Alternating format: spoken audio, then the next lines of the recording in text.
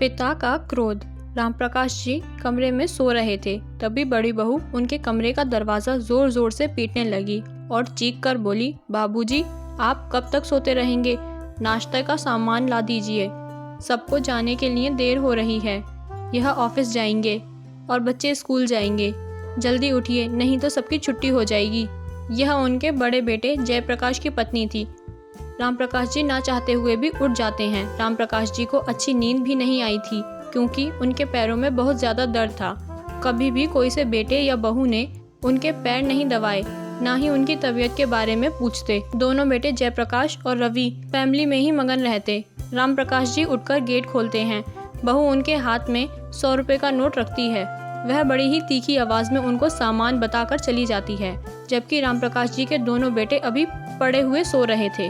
रामप्रकाश जी सोचते हैं कि यह मुझसे सामान को ना कहकर जयप्रकाश या रवि से भी तो सामान मंगवा सकती थी, और यही सोचते हुए वे दुकान पर चले जाते हैं। वह सारा सामान तो ले लेते हैं पर एक सामान लाना भूल जाते हैं, इसलिए उनके पास 20 रुपए बच जाते हैं। तभी एक आदमी जिसके कपड़े फटे हुए थे, दाढ़ी बड़ी हुई थी, उसकी बहुत बुरी हालत थी, आकर रामप्रकाश जी के पैरों में लिपट जाता है। बाबूजी 3 दिनों से भूखा हूँ, भगवान के वास्ते मुझे कुछ पैसे दे दो, नहीं तो मुझे खाना खिला दो। रामप्रकाश जी बहुत दयालु स्वभाव के व्यक्ति थे।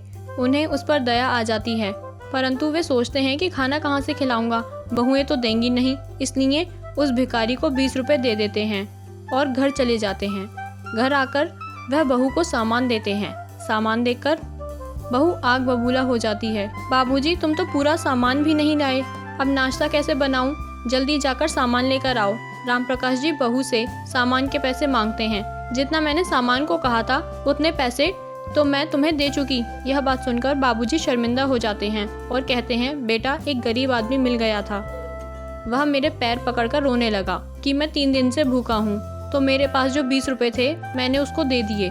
यह सुनते ही बहू का पारा आसमान पर चढ़ गया और चीख चीख कर जयप्रकाश को आवाज लगाने लगी, देखिए अपने बाबूजी का कारनामा, देखिए खुद तो कुछ कमाते नहीं और हमारे पैसे भी भिखारियों में बांट रहे हैं। जयप्रकाश और रवि दोनों आंखें मलते हुए उठकर आते हैं।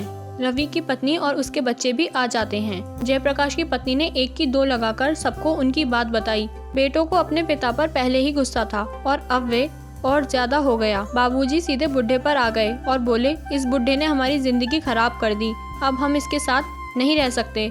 और फिर वे दोनों रामप्रकाश जी का हाथ पकड़कर उन्हें घसीटते हुए बाहर लेकर आते हैं और बाहर लाकर गेट के बाहर धक्का देकर गेट बंद कर लेते हैं। यह भी नहीं देखते कि हमारे पिता हमारे धक्के देने से गिर गए, उनके सिर पर चोट लग गई। काफी देर तक रामप्रकाश जी वहीं बैठे रहे और रोने लगे। फिर वह सोचते हुए वहां से धीरे धीरे चलने लगते हैं। उन्हें यह भी नहीं पता था कि मुझे जाना कहाँ है। एक बस में बैठ जाते हैं, बस चल पड़ती है। चिंता और चोट की वजह से वे वहीं बेहोश हो जाते हैं। जब कंडक्टर वहां टिकट के लिए आता है तो उनको मरा हुआ समझकर डर जाता है और बस को वहीं रुकवाकर उन्हें एक पार्क में लिटाकर बस लेकर चला जाता है। अब रात का समय हो गया था। आसमान में काले बादल छाए हुए थे, बारिश आने लगती है। उनके ऊपर बारिश का पानी पड़ते ही उनको होश आ जाता है और वह पार्क में ही एक छत वाली जगह पर जाकर बैठ जाते हैं। बारिश में भीगने की वजह से उनको अब ठंड भी लगने लगी थी। इतने में एक 24 साल का लड़का वहां आकर बैठ जाता है। वह भी भीग चुका था, लेकिन वह जवान था, इसलिए उसको ठंड नहीं लग रही थी। वह रामप्रकाश जी की ऐसी हालत देखता है तो उसको उन पर दया आ जाती है। वह उनको चाय लाकर पिलाता है, जिससे उनकी ठंड थोड़ी कम हो जाती है। लड़का उनसे पूछता है, बाबा आपको कहाँ जाना है? रामप्रकाश जी उसके इतने पूछने पर ही रोने लगते हैं और कहते हैं, बेटा मेरा कोई घर नहीं है। लड़का कहता है, बाबा आप इतने रात को कहाँ जाएंगे, आप मेरे साथ चलिए। रामप्रकाश जी के पास कोई और रास्ता नहीं था, इसलिए उसके साथ जाने को तैयार हो जाते हैं। लड़के का नाम गोपाल था। वह उन्हें अपने घर ले गया। उसका एक कमरे का छोटा सा घर था। उसने रामप्रकाश जी को अपने कपड़े पहनने के लिए दिए और वह खाना बनाने लगा। उसके घर में उसके अलावा कोई नहीं था। गोपाल ने रामप्रकाश जी को खाना खिलाया। रामप्रकाश जी गोपाल से उसके बारे में पूछने लगे। वह कहता है कि मैं माँ बाप का इकलौता बेटा हूँ।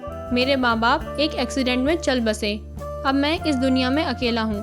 रामप्रकाश जी को उसकी कहानी सुनकर बहुत दुख होता है। अब गोपाल उनके बारे में पूछता है। रामप्रकाश जी अपने अतीत में चले जाते हैं। मेरा नाम राम प्रकाश है। मैं एक कंपनी में अच्छी पोस्ट पर था, लेकिन वह कंपनी प्राइवेट थी। मेरी पत्नी बहुत खूबसूरत थी और उसका व्यवहार और भी अच्छा था। हमारे 2 बेटे हुए।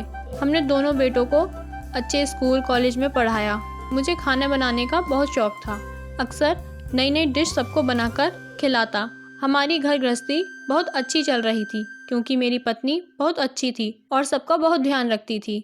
फिर हमने बड़े बेटे की शादी कर दी। उसकी बीवी को घर गृहस्थी के कामों में ज़्यादा दिलचस्पी नहीं थी।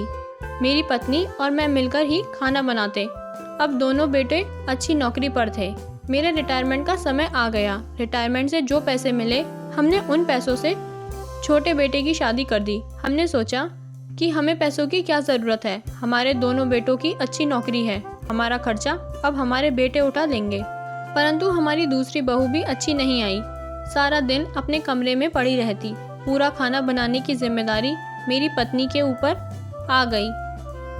जब मैंने अपने बेटों से कहा कि घर का सारा काम हम दोनों ही करते हैं, थोड़ा बहुत काम अपनी पत्नियों को भी करने को कहो, तो फिर वह गुस्से से बोले, आप दोनों खाली ही तो रहते हैं, अगर घर का काम आप कर लेंगे तो कौन सी आफत आ जाएगी। वह हमारे खर्चे को एक भी पैसा नहीं देते थे। मेरी पत्नी ने इन बातों की इतनी टेंशन ली कि वह चल बसी। अब मेरा ध्यान कोई नहीं रखता था। दोनों बहुओं ने अब रसोई पर अपना अधिकार कर लिया। मेरे रसोई में घुसने पर हंगामा हो जाता। मैंने रसोई में जाना बंद कर दिया। सबके खाना खाने के बाद मुझे खाना दिया जाता और अपने साथ खाने पर बैठने नहीं देते थे। इसी तरह दिन गुजर रहे थे। एक दिन मैंने सिर्फ 20 रुपए एक भिखारी को दे दिए और इस बात पर हंगामा हो गया और मेरे बेटों ने मुझे घर से धक्के मारकर निकाल दिया। इतना कहते कहते राम प्रकाश जी फिर जोर जोर से रोने लगे। गोपाल ने उन्हें बहुत मुश्किल से गले लगाकर चुप किया। फिर उन्होंने गोपाल से पूछा, अच्छा बेटा, तुम क्या करते हो? गोपाल ने कहा, बाबा, मैं एक रेस्टोरेंट में खाना बनाने का काम करता हूँ। माँ बाप का देहांत होने के बाद अपना खाना खुद बनाता हूँ। पहले तो अच्छा नहीं बनता था, लेकिन मैंने धीरे धीरे कहीं कहीं से सीख कर खाना बनाना सीख लिया। अब मैं बहुत अच्छा खाना बनाता हूँ। हाँ बेटा, तुमने खाना बहुत अच्छा बनाया है, राम प्रकाश जी बोले। इतना सुनते ही गोपाल एक बार फिर राम प्रकाश जी से लिपट गया और रोकर कहने लगा, बाबा, इस दुनिया में मेरा कोई नहीं है। मेरे पिता का देहांत हो चुका है, मैं अकेला हूँ। क्या आप मेरे साथ मेरे बाबा बनकर रहेंगे? इतना सुनते ही राम प्रकाश जी ने भी गोपाल को रोते हुए गले लगा लिया और बोले, मैं तुम्हारा बाबा बनकर तुम्हारे साथ ही रहूंगा। गोपाल की आंखों में भी आंसू आ गए। बाबा खुद भी चुप हो गए और गोपाल के आंसू साफ कर दिए। अब सो जा, सुबह तुझे नौकरी पर भी जाना होगा। राम प्रकाश जी और गोपाल दोनों सो गए। अब सुबह होती है। राम प्रकाश जी जल्दी उठ जाते हैं और गोपाल के लिए घर में रखे सामान से ही नाश्ता बनाते हैं। उसके बाद गोपाल को उठाते हैं।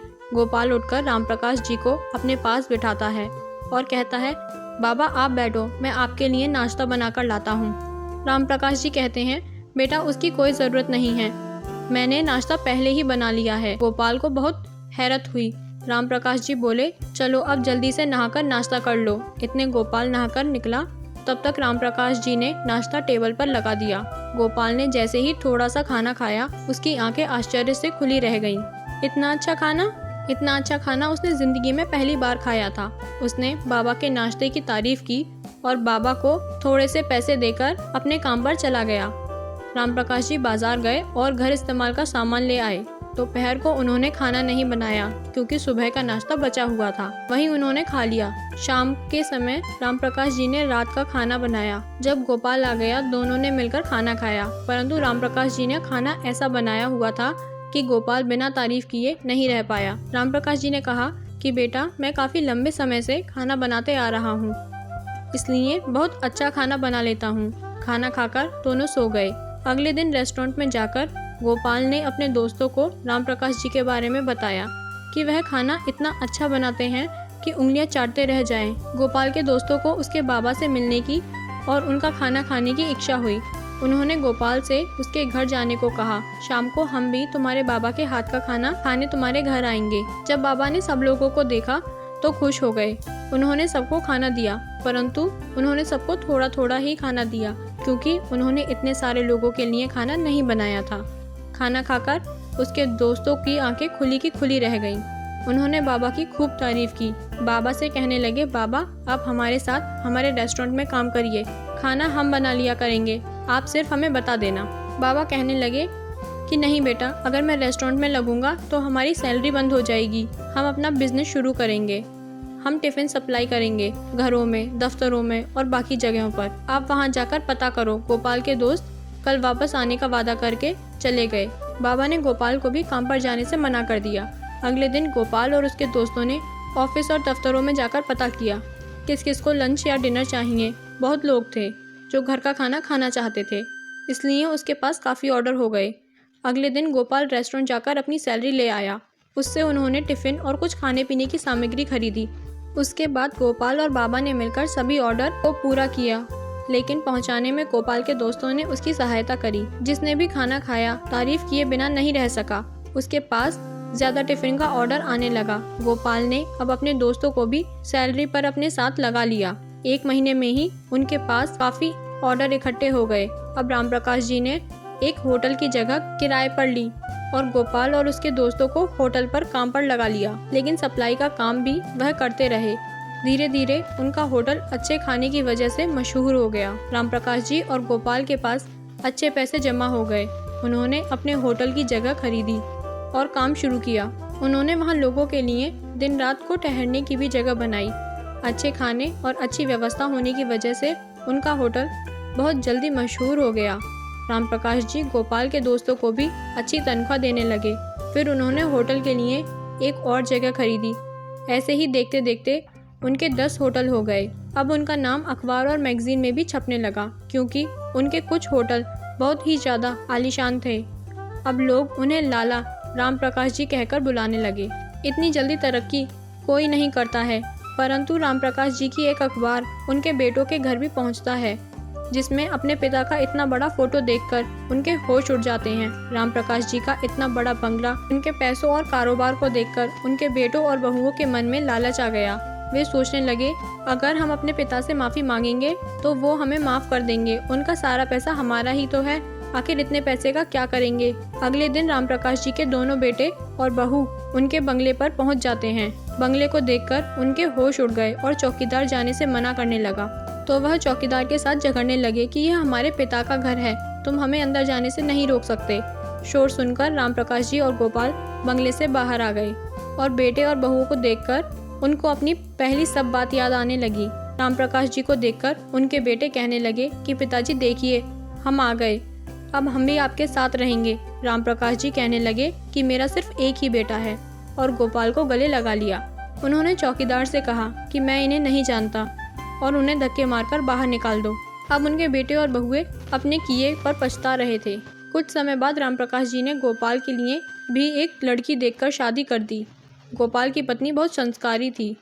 राम प्रकाश जी के साथ प्यार से रहती थी, उनकी सेवा करती थी। राम प्रकाश जी अब बहुत खुश थे और गोपाल और उसकी पत्नी के साथ अच्छे से ज़िंदगी गुजारने लगे। ये कहानी आपको कैसी लगी हमें कमेंट करके ज़रूर बताएं। और अगर आप हमारे माध्यम से अपनी लिखी हुई कहानी दुनिया तक पहुंचाना चाहते हैं तो डिस्क्रिप्शन और कमेंट बॉक्स में दिए हमारे ईमेल पर अपने नाम के साथ अपनी लिखी कहानी भेजें। और साथ ही अगर चैनल पर नए हैं तो चैनल को लाइक, शेयर और सब्सक्राइब करना ना भूलें। धन्यवाद।